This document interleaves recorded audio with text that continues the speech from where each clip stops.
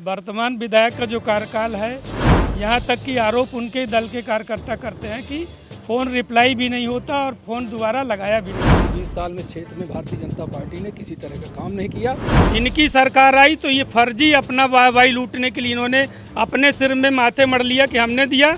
जनता को इस्तेमाल किया गया। अगर इनको जनता के हित में काम करना होता तो दूसरा चुनाव आने का इंतजार नहीं करते। और बहनाओं को जो 1000 लालीपाप दिया जा रहा है, देखिए अभी सरकार बनी नहीं, 1500 रुपए की योजना लागू हो गई। मुल्ताई कांड जिसमें 26 किसानों की मौत हुई, गोली चलाई गई, ये किसान ही तो ऐसी सरकार रही हो। सिर्फ हम रगांव हारे, उसके अलावा हमने लोग क्यों हारे? ऐसे क्या कारण रहे, क्यों हारे? इस प्रचार की झूठी रणनीति की वजह से ये लोग जीत गए। हम अब 2023 में हम दिखा देंगे। नमस्कार, मैं हूं सुबोध त्रिपाठी। आप देख रहे हैं पेप्टिक टाइम मध्य प्रदेश समाचार। और विधानसभा चुनाव नज़दीक हैं और विधानसभा चुनाव में अब किसका माहौल है और किसकी हवा है, इसको जानने के लिए हम निकले हैं। मध्य प्रदेश की यात्रा पर पेप्टिक की टीम लगातार भ्रमण कर रही है और अब हम बिंद क्षेत्र में हैं और ये सतना से लगी हुई विधानसभा है, रैगांव विधानसभा। रैगांव विधानसभा में हम इधर पर नब्ज टटोलने के लिए आए हैं। हमारे साथ तमाम लोग हैं, राजनीतिक दल के भी लोग हैं, भारतीय जनता पार्टी से भी हैं, कांग्रेस से भी हैं, आम आदमी पार्टी से भी लोग हैं और आम नागरिक भी हैं जो अपनी मत रखेंगे किस तरह से यहाँ पर जो वर्तमान में विधायक हैं उनके द्वारा क्या कार्य किए गए या विपक्ष ने यहाँ पर किस तरह से उनके कामों को है, उनके कामों पर अटैक किया है। तो तमाम चीज़ें जानकारी लेने के लिए आए हैं। सबसे महत्वपूर्ण जानकारी यहाँ पर ये है कि ये जो विधानसभा सीट है रैगांव में भारतीय जनता पार्टी का लंबे समय तक कब्जा रहा है। लगभग 30 वर्ष तक भारतीय जनता पार्टी काबिज रही है और यहाँ के उपचुनाव में कांग्रेस उनके खिलाफ भेजने में कामयाब हुई है। अब आगामी विधानसभा चुनाव में ये देखना होगा कि किसका कब्जा होगा, भारतीय जनता पार्टी का या कांग्रेस का। इन्हीं सब बातों पर हम यहाँ पर बात करने के लिए आए हैं। तो हमारे साथ जो लोग हैं हम उनसे भी बात करेंगे। सबसे पहले आपसे बात करते हैं, क्या नाम है आपका? राजेश नामदेव। राजेश जी, कौन सी पार्टी से हैं आप? भारतीय जनता पार्टी। क्या कहेंगे, इस सीट पर कांग्रेस का कब्जा हुआ है, 30 वर्षों तक भारतीय जनता पार्टी रही है, तो क्या कहेंगे इस पर? देखिए, 30 वर्षों से हमारा कब्जा था। उपचुनाव में कांग्रेस ज़रूर जीती है। उसमें सच बात यह है कि यदि भारतीय जनता पार्टी और कांग्रेस चुनाव लड़ी है और इस बीच में बहुजन समाज पार्टी ने विड्रॉ किया है, यदि बहुजन समाज पार्टी लड़ी होती तो भारतीय जनता पार्टी निश्चित तौर से वोटों के ध्रुवीकरण के आधार पर विजयी होती।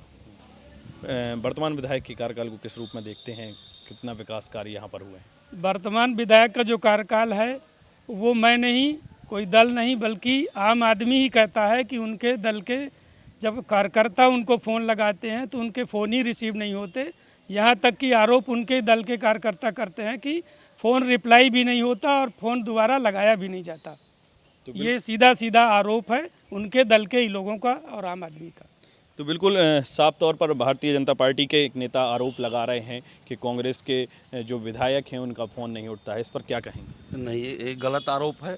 जब माननीय विधायक जी को हमारे कोई भी कार्यकर्ता उनके संगठन के फ़ोन करते हैं तो फ़ोन उठता है, बराबर बात होती है। और इसके पहले जो है तो 25 वर्षों से माने भाजपा के विधायक थे तो यहाँ हमारे कोठी क्षेत्र में कुछ नहीं किए, लेकिन माननीय विधायक जी के द्वारा बहुत सारे काम किए जा रहे हैं और 200 से ज़्यादा विधानसभा के अंदर नल लगवाए गए, बहुत एक छोटे से कार्यकाल में।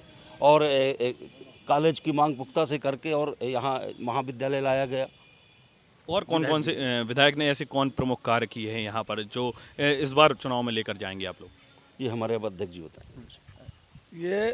मैं ये कहना चाहता हूँ कि अभी हमारे भारतीय जनता पार्टी के सम्मानित साथी ने ये कहा कि यहाँ से कांग्रेस के जीतने का कारण क्या था उपचुनाव में। इन्होंने ये खुद स्वीकार किया कि यहाँ से बीएसपी चुनाव नहीं लड़ी और वोट कांग्रेस में चला गया।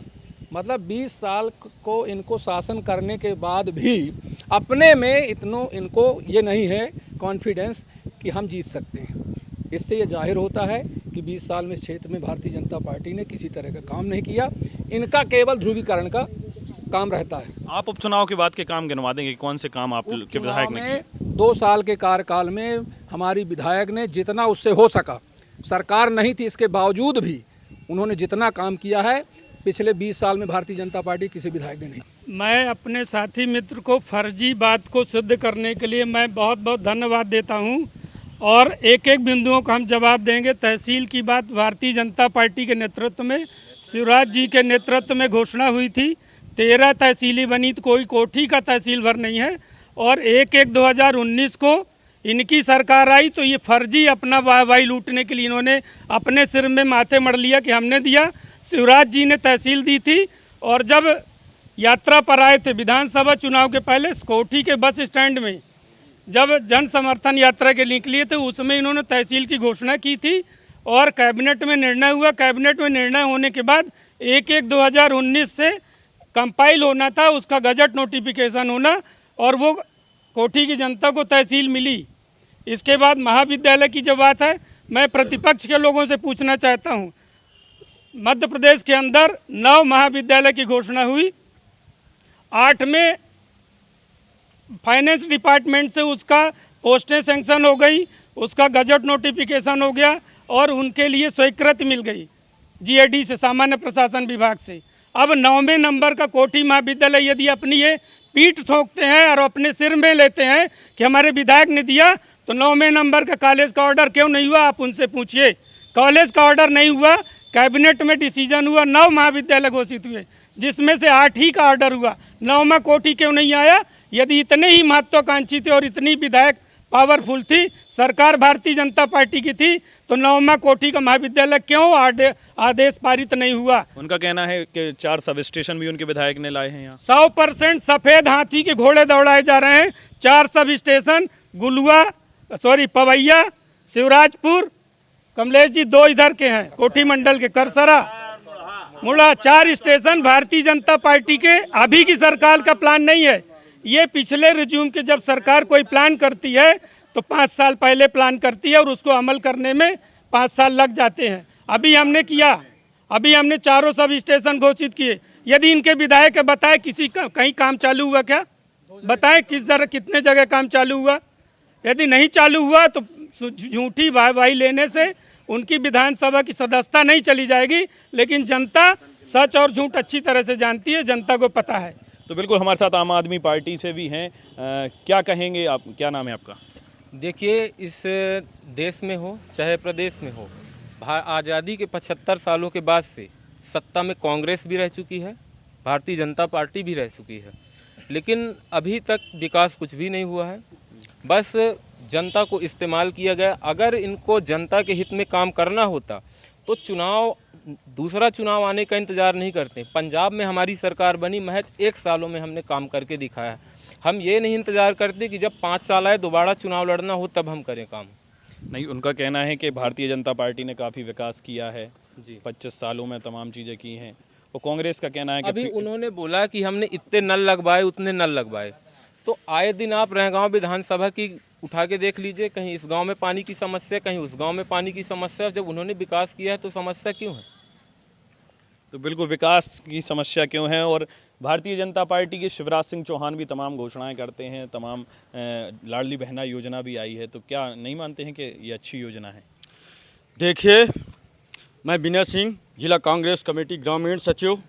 देखिए, 5 साल बीत गए, आज 2 महीने चुनाव के बचे हैं और ये लालीपाप जो दिया जा रहा है, जनता इनकी नीति और इनके सिद्धांत और ये सरकार जो जन हितैषी किसानों मजदूरों की बन रही है और बहनाओं को जो 1000 लालीपाप दिया जा रहा है, ये चुनाव के समय ये चंद्र दिनों का है।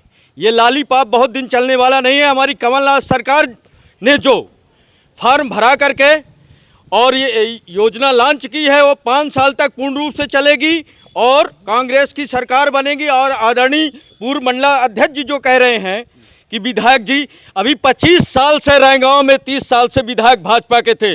भाई साहब, यहाँ विधायक स्वच्छता निधि की अगर कोई जानता हो तो बता दीजिए। जिस दिन से विधायक कांग्रेस की बनी है तो कम से कम 1000 लोगों को 5-5 हज़ार रुपए दिए गए विधायक स्वच्छता निधि से। ये बात कर रहे हैं, बात विकास की, मुद्दे की और सिद्धांत की बात कर रहे हैं। विधायक कार्यालय खोली है, 2-2 कार्यालय अपने विधानसभा में हफ्ते में एक दिन बैठती हैं। आम जन की, नागरिकों की समस्या सुनाई जाती है। किसान से लोग तो कह रहे हैं कि फ़ोन नहीं उठाते हैं विधायक। फोन नहीं, विधायक फ़ोन नहीं उठाती, जमीन में आके काम करती है, लोगों के बीच बैठ के 12 घंटा काम करती है। 2-2 कार्यालय खुले, फ़ोन की बात नहीं साहब। जो बैठ के 7 दिन में अरे क्या कार्यकर्ता से मिलती है तो फ़ोन की क्या आवश्यकता है? ये बात करते हैं विकास की। 32 साल के इनकी भाजपा के विधायक का कार्यकाल और 1.5 साल के विधायक का कार्यकाल देख लीजिए, इनको अपने आप जमीन और आसमान का फर्क समझ में आ जाएगा। गणेश सिंह जी के कार्यकाल को कैसे देखते हैं? सांसद हैं यहाँ से। अरे वो तो और फर्जी हैं, वो तो और फर्जी हैं। पूरा जो है तो पूरे ज़िले के हर विभाग के कर्मचारियों पर पूरा अंकुश बनाए हुए हैं। और माननीय अगर हमारी रैगांव विधायिका रैगांव की समस्याओं में किसी संबंधित अधिकारी से बात भी करती हैं तो ये लोग भाजपा वाले काम नहीं होने देते, उस काम में अड़ंगा लगाते हैं। ऐसे कौन से विकास रहे जो अड़ंगा लगाए गए? ऐसे कौन से काम? और बहुत से काम हैं। अब जैसे हमारे कॉलेज की घोषणा हुई, गजट वेरिफिकेशन में पास हुआ, वो आज तक जो है तो नहीं हो पाया, वो भी रुका हुआ है, इन्हीं लोगों की देन है। तो बिल्कुल तमाम आरोप लगा रहे हैं, भारतीय जनता पार्टी के सांसद पर भी आरोप लगाए जा रहे हैं। क्या कहेंगे आप, इस बार किसका यहाँ पर माहौल है, क्या स्थिति है? भाई साहब, मेरा नाम कमलेश पाठक है, मैं भारतीय जनता पार्टी का एक कार्यकर्ता हूँ।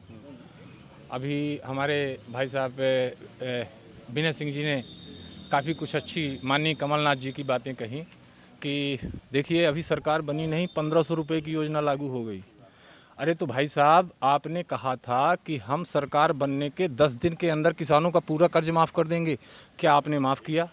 अभी इनकी हिमाचल में सरकार बनी हुई है, वहाँ पर इन्होंने 1500 रुपये महिलाओं को देने के लिए कहा है। कितने महीने हो गए सरकार बने, बता दें, क्या किसी एक महिला के खाते में गया 500 का? क्या 500 रुपये भी हिमाचल? मैं जिस योजना की बात कर रहा हूँ मैं उस योजना की बात करूँगा। इन्होंने वहाँ कहा कि हम ओल्ड पेंशन स्कीम लागू करेंगे, क्या कर्नाटक में इन्होंने ओल्ड पेंशन स्कीम लागू की? अब देखिए इनके किसानों हितैषी, किसान हितैषी। तो भाई साहब मुल्ताई कांड जिसमें 26 किसानों की मौत हुई, गोली चलाई गई, ये किसान हितैषी सरकार रही होगी माननीय दिग्विजय सिंह की? थोड़ा सा सवाल ये है कि एक लंबे समय तक भारतीय जनता पार्टी इस पर सीट पर काबिज रही, ऐसा क्या कारण रहा कि उपचुनाव में भारतीय जनता पार्टी हार गई है? देखिए उपचुनाव जब होता है तो चूंकि पूरे मध्य प्रदेश में तो होता नहीं कि पूरे प्रदेश में होता है, एक खास क्षेत्र में होता है, वहाँ लोगों के अंदर एंटी इनकम्बेंसी इतनी ज़्यादा डाल दी जाती है कि जो हमारे अपने लोग हैं वो भी थोड़ा सा भ्रमित हो जाते हैं और थोड़ा सा झूठ का लॉलीपॉप तो चलता है। हमेशा ये देखा जाता है कि उपचुनाव में जो सरकार रहती है उसी की लगभग सीटें जीतती हैं। नहीं तो हम उपचुनाव जो हुआ अभी 2021 का, तो सिर्फ हम रैगांव हारे, उसके अलावा हमने लोकसभा। क्यों हारे? ऐसे क्या कारण रहे, क्यों हारे? माने हमने लोकसभा चुनाव भी जीते और विधानसभा चुनाव भी आप जीते। तो रैगांव की बताएं, रैगांव में क्यों हारे आप? तो रैगांव में मैं जो बता रहा हूँ कि भाई साहब, चूंकि यहाँ पर पूरा का पूरा फोकस, जैसे हमारे अभी बड़े भाई साहब राजेश नामदेव जी भी बता रहे थे कि एक तो हमारे यहाँ बहुजन समाज पार्टी का जो वोट माइनस होता था, अभी तक हमारे यहाँ भारतीय जनता पार्टी का विधायक जो भी जीते हैं तो बहुत बड़े अंतर से नहीं जीते हैं। जुगल किशोर बागरी ही इतने बड़े अंतर से जीते थे, उसके बाद फिर ये कल्पना जी थोड़ा बड़े अंतर से जीती हैं। इसके अलावा जो भी जीतते थे वो महज 2 से 3% वोटों के अंतर से जीतते थे। उसका कारण क्या रहता था कि अन्य दल जो है, खासकर बहुजन समाज पार्टी, बहुत कुछ वोटों का माइनस कर लेती थी।